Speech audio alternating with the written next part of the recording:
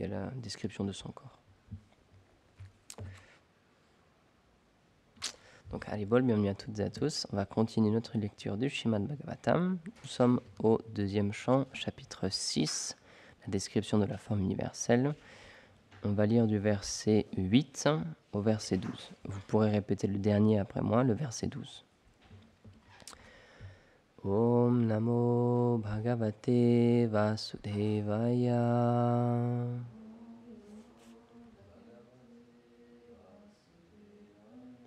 Om Namo Bhagavate Vasudevaya.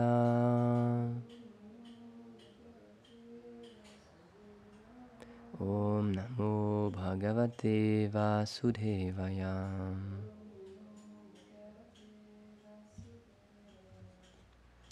Apamvirasya Sargasya Prajanyasya Prajapate Pumsha Shishna Upastastum Prajati Anandanivrite. Son pénis est la source de l'eau, du liquide séminal, de la création. Il est le lieu de naissance du dieu de la pluie, ainsi que des Prajapati, et la joie de la procréation y repose également. Verset 9. Payuryamasya mitrasya parimokshaya naradham himsaya nirter mrityor nirayasya gudam smritam.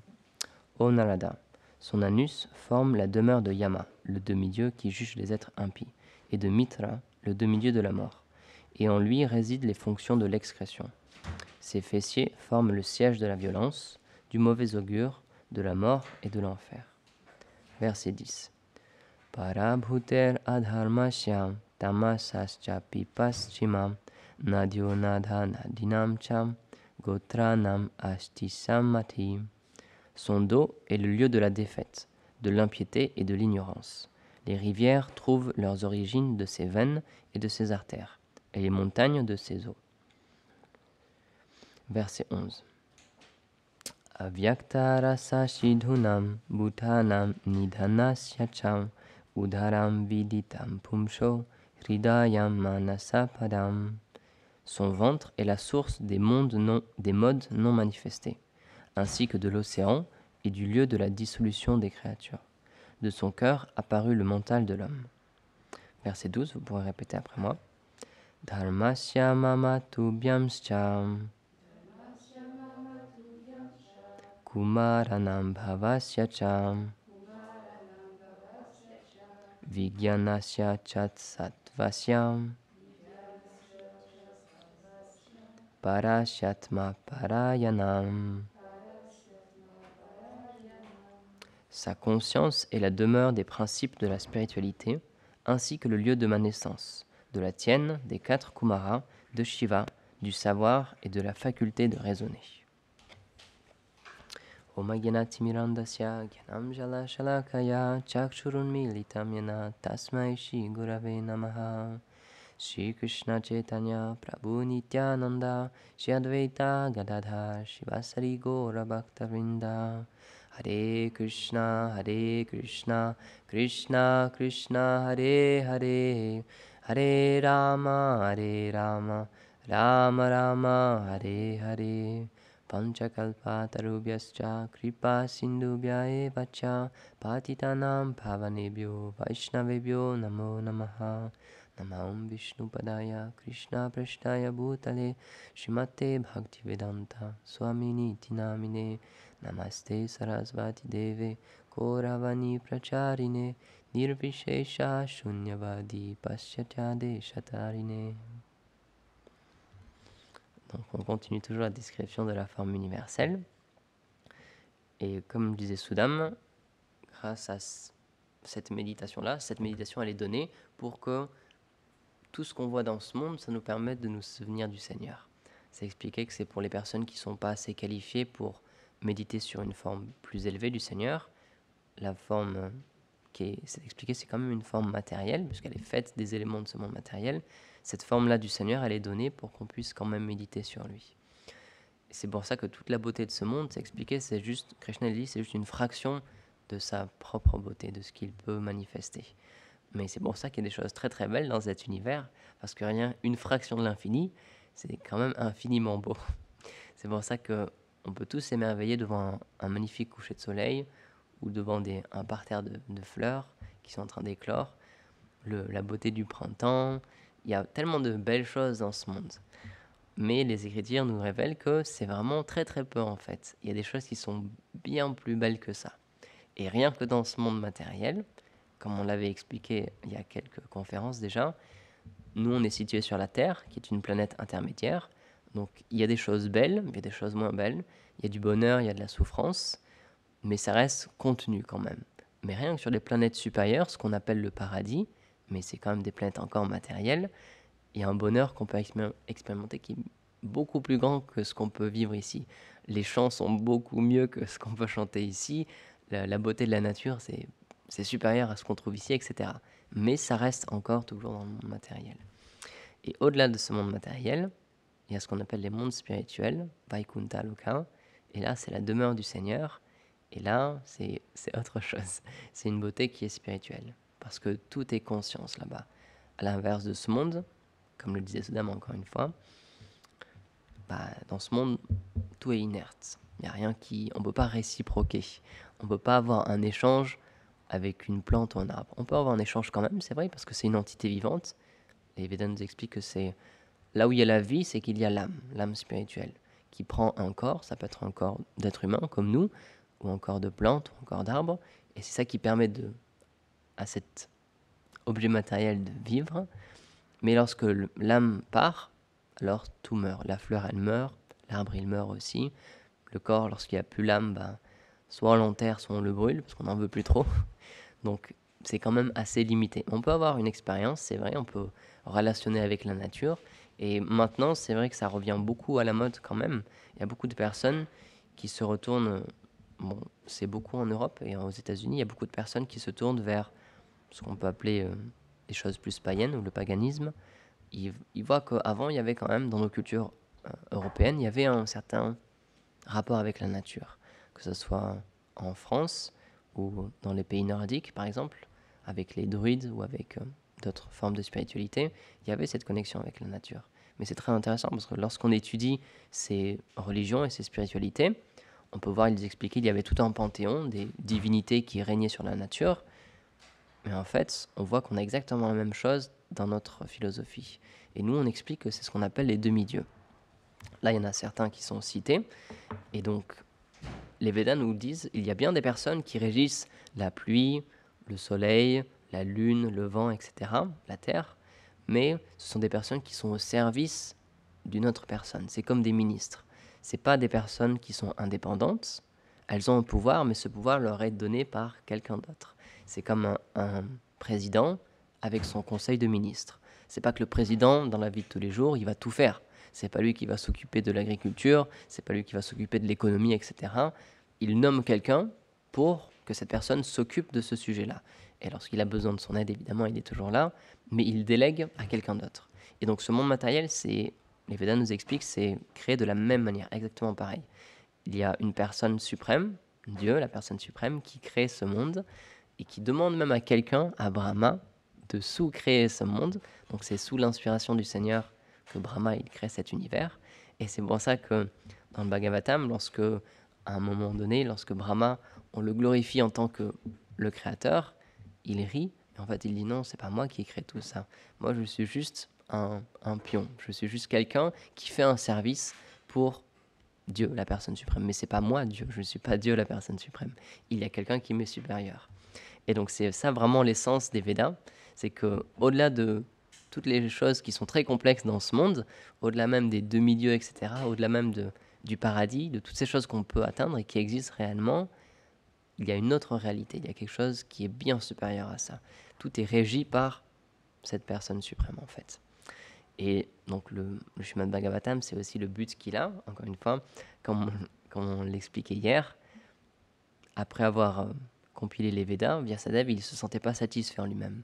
Il sentait qu'il manquait quelque chose. Même après avoir décrit toutes les formes d'adoration, comment adorer les demi-dieux, comment obtenir la libération, ou comment aller sur les planètes zédéniques, le paradis, pourtant il ne se sentait pas satisfait. Et donc là, son maître spirituel est venu, Narada Muni, et il lui a dit est-ce que tu es content? Parce que maintenant, en fait, tu as égaré les gens. Tu leur as donné plein de voies différentes, plein de choses à atteindre, mais tu leur as pas parlé du but réel de la vie.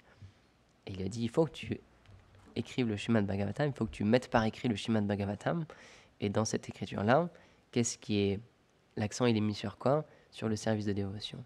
Sur Dieu, la personne suprême, sur nous en tant que serviteurs de Dieu, et qu'on a une relation avec lui. C'est ça qu'on doit retrouver, en fait, c'est notre relation avec lui.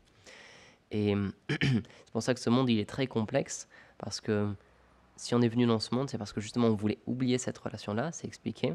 On voulait avoir une expérience indépendante du Seigneur. Donc tout est fait pour qu'on oublie le Seigneur. Tout est fait pour qu'on oublie qu'on est l'âme spirituelle, et tout est fait pour qu'on s'identifie pleinement à ce corps. C'est pour ça que c'est expliqué que ce qui nous retient le plus dans ce monde, c'est l'identification au corps, et plus spécialement, c'est les chaînes de la vie sexuelle, c'est expliqué. Parce que c'est avec cette chose-là qu'on s'identifie le plus avec ce corps.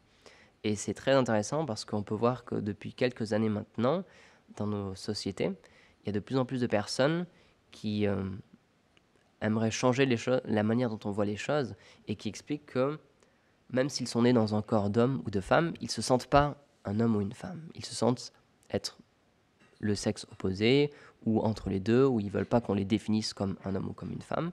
Et c'est très intéressant parce que en soi, ce sentiment, il est vrai. Parce qu'on n'est pas un homme, on n'est pas une femme. Même si on est dans un corps, par exemple, moi je suis dans un corps d'homme, d'autres personnes ici sont dans un corps de femme, mais les Védas nous disent, on n'a rien à voir avec ce corps.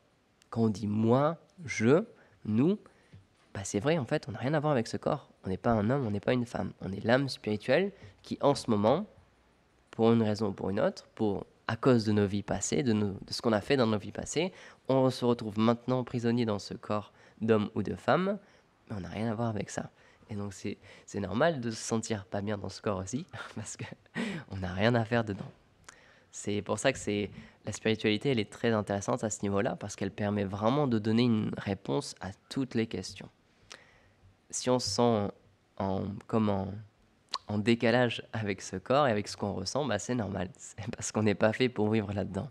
L'âme spirituelle, elle est faite pour avoir une relation faite de sentiments spirituels avec le Seigneur, et elle n'est pas faite pour vivre dans ce monde. Si on vit dans ce monde, c'est parce que c'est nous qui l'avons voulu.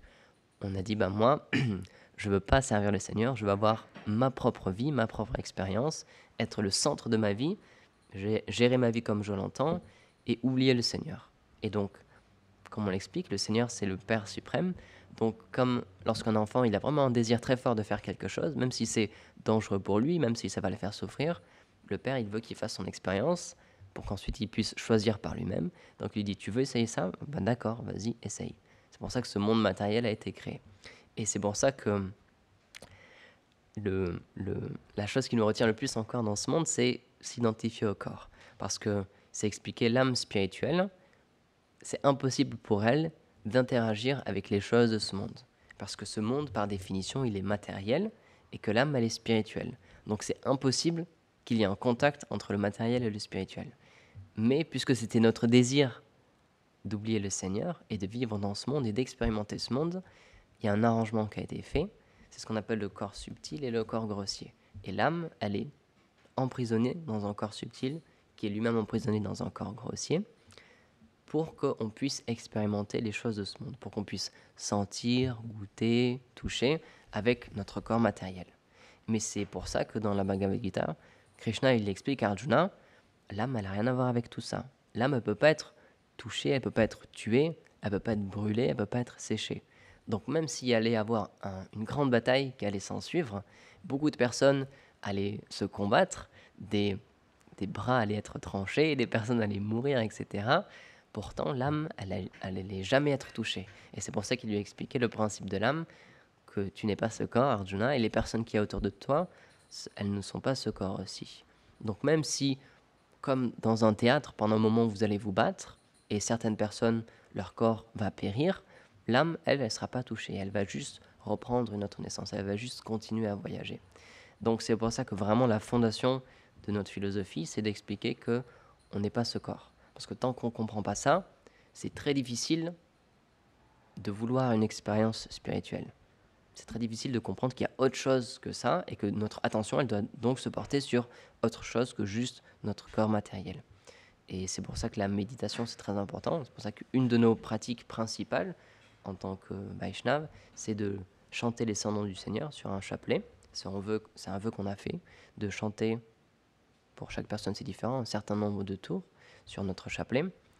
Et ça, en fait, c'est expliqué, c'est un son qui est transcendantal, puisque c'est le nom du Seigneur, et que le Seigneur et son nom ne sont pas différents. Il y a la même puissance à l'intérieur. Petit à petit, grâce à ça, on peut se reconnecter avec notre âme, se reconnecter avec le Seigneur, et un jour avoir une expérience spirituelle à travers ça. Mais c'est pour ça aussi que c'est expliqué que tant qu'on est identifié avec ce corps, et tant qu'on n'a pas développé nos sens spirituels, on ne pourra jamais voir le Seigneur. Parce que le Seigneur, il est spirituel. Il a un corps qui est fait Satchitananda, d'éternité, de connaissance et de félicité. Il fait une concession, parce que justement, on n'est pas encore qualifié pour voir le spirituel, parce que ce qu'on utilise en ce moment, c'est nos yeux matériels et nos oreilles matérielles. C'est pour ça qu'il fait une concession et qu'il vient sous la forme de la déité. C'est pour ça que c'est partie intégrante aussi de notre philosophie des Vaishnavas.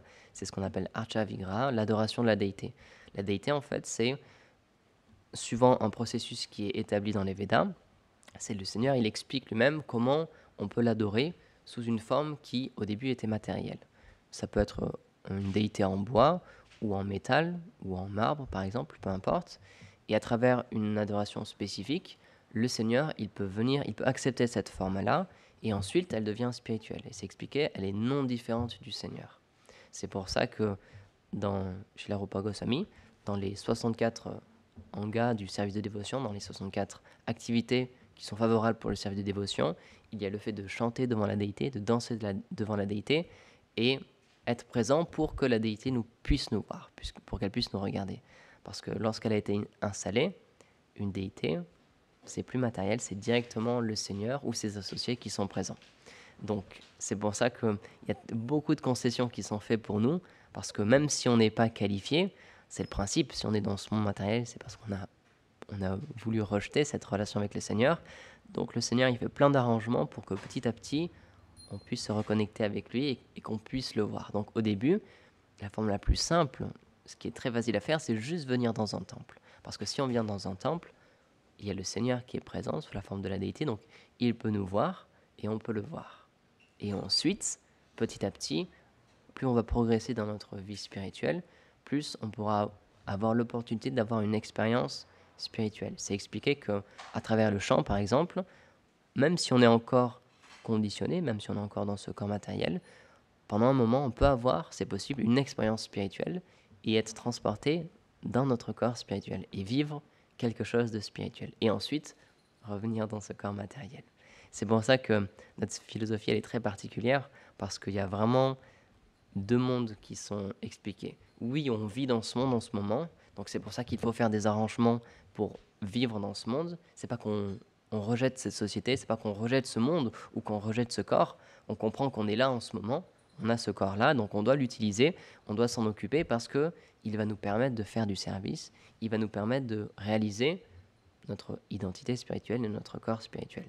Donc c'est pas que on se retient dans une cave et qu'on se dit ce monde j'en veux plus et juste je me concentre sur l'intérieur. Non, on comprend qu'à travers ce corps, on peut faire un service et on peut avoir accès à quelque chose de spirituel.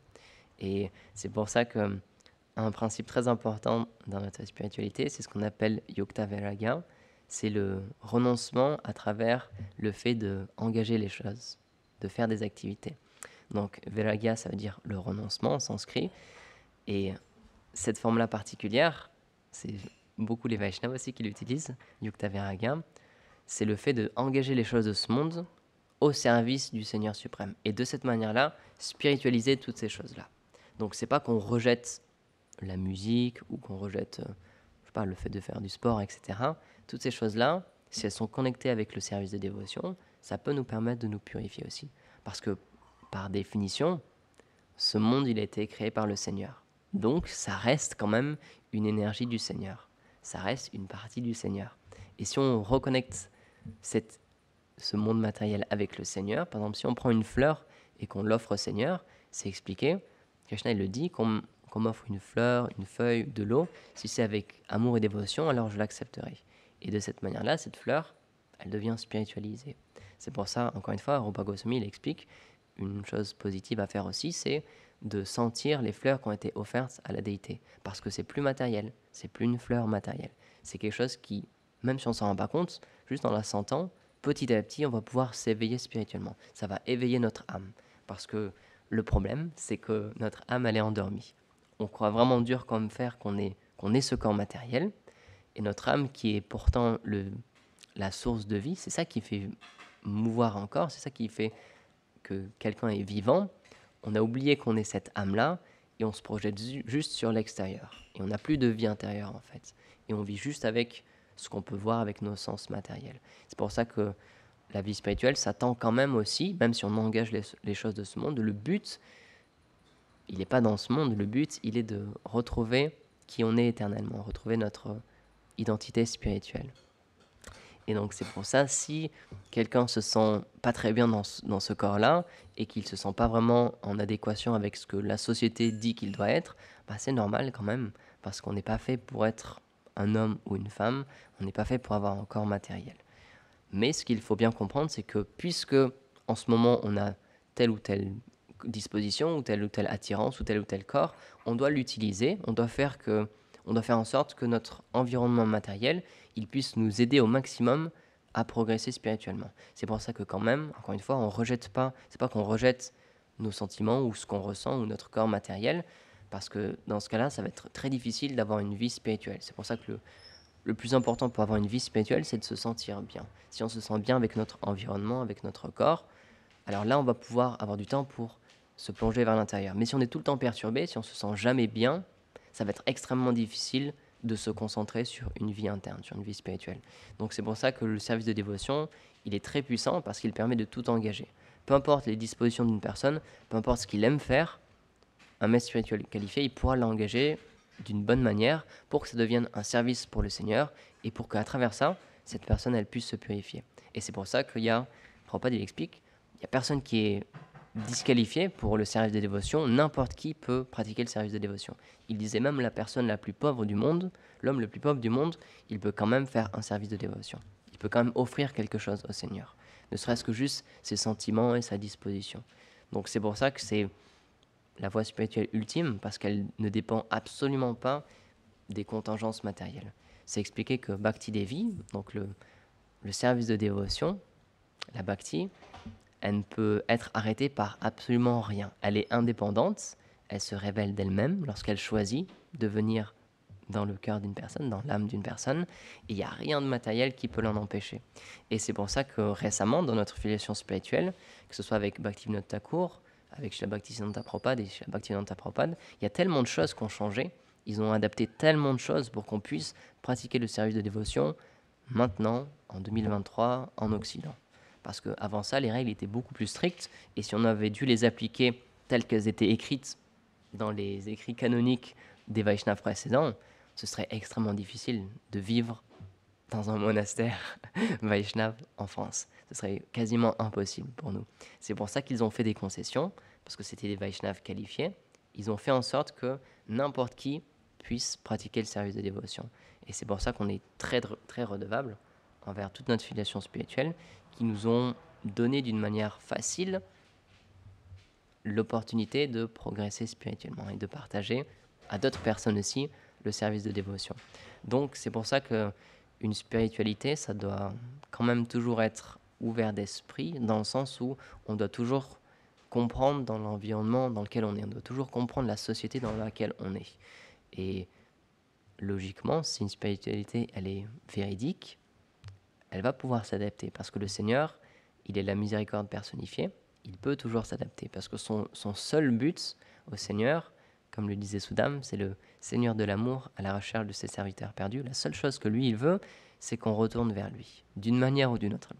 Ça ne le dérange pas, tout ce qu'il veut juste, c'est qu'on se reconnecte avec lui. Donc évidemment qu'il va faire des arrangements, évidemment qu'on peut pratiquer le Vaishnavisme au XXIe siècle. Évidemment, c'est logique. On ne peut pas s'arrêter à quelque chose de figé, on ne peut pas s'arrêter juste à notre naissance matérielle. Par exemple, du temps de Srila Prabhupada, beaucoup de personnes le critiquaient parce qu'il donnait des initiations à des occidentaux qui étaient considérées comme des personnes avec une basse naissance matérielle, donc avec pas de qualification pour la spiritualité. Et il disait même que ces initiations, elles n'étaient pas vraies, et que les sannyas qu'il faisait, c'était pas des vrais sannyas, et que les brahmanas qu'il faisait, c'était pas vraiment des brahmanas. Et Srila Prabhupada, dans son commentaire de Upadeshamrita, dans le Nectar de l'instruction, il réfute ces arguments-là. Et il dit bien, personne dans notre filiation ne parle comme ça. C'est pas du tout notre philosophie. Puisqu'on n'a rien à voir avec ce corps, Krishna l'explique dans la Bhagavad Gita, on n'est pas ce corps. Comment ce corps pourrait conditionner si on a le droit ou pas de progresser spirituellement? Ça n'a absolument rien à voir. C'est pour ça qu'on est très redevable envers nos acharyas. Et c'est pour ça que c'est, comme je l'avais dit la dernière fois, le Seigneur, encore et encore, il va toujours faire ça. Il va toujours envoyer des acharyas. C'est des personnes qui prêchent par leur exemple. La définition d'acharya, c'est ça. C'est des personnes qui sont qualifiées pour expliquer ce qu'est le véritable service de dévotion. Parce que l'âge de Kali est tellement puissant que, en très peu de temps, en quelques années, les âmes conditionnées, qui n'ont pas une vision spirituelle, elles oublient un peu ce que c'est le service de dévotion et elles l'interprètent avec leur propre regard. C'est pour ça que le Seigneur, il doit toujours envoyer, soit il vient lui-même, il est dit, pour rétablir la religion, c'est lui qui vient personnellement, soit il envoie ses associés, des personnes qui sont pleinement qualifiées spirituellement, comme Srila Prabhupada, Srila Bhaktisiddhanta Prabhupada, Kamala Manjari qui est venu comme Bhaktivinoda Thakur, pour expliquer vraiment ce qu'est le service de dévotion. Et on voit quand ces personnes, elles parlent, quand elles nous laissent des écritures, c'est extrêmement miséricordieux. Ils le disent, tout le monde peut progresser, tout le monde peut participer. Donc c'est pour ça c'est très important d'avoir une filiation spirituelle authentique. C'est très important d'être connecté à une filiation spirituelle qui peut être miséricordieux envers nous. Surtout dans cet âge de Kali, où c'est vrai et c'est très difficile de progresser sans ça, puisqu'on ne naît pas avec des dispositions spirituelles. Ou alors, peut-être que dans nos vies passées, on avait déjà beaucoup pratiqué, donc c'est facile pour nous, mais sinon, pour la majorité des personnes, si on ne fait pas des arrangements, c'est très très dur de pratiquer spirituellement. Donc c'est pour ça qu'on est très très fortuné, d'une manière ou d'une autre, d'être arrivé dans cette filiation spirituelle et d'avoir autant de miséricorde qui est disponible. Donc, on remercie beaucoup nos acharyas, Srila Prabhupada aussi, et on prie pour qu'ils puissent continuer à nous bénir et pour qu'on puisse continuer à progresser dans le service de dévotion. Voilà, je vais m'arrêter ici. Kalantara Shrimad Bhagavatam ki jai, Srila Prabhupada ki jai, Gaur Premanande Hari.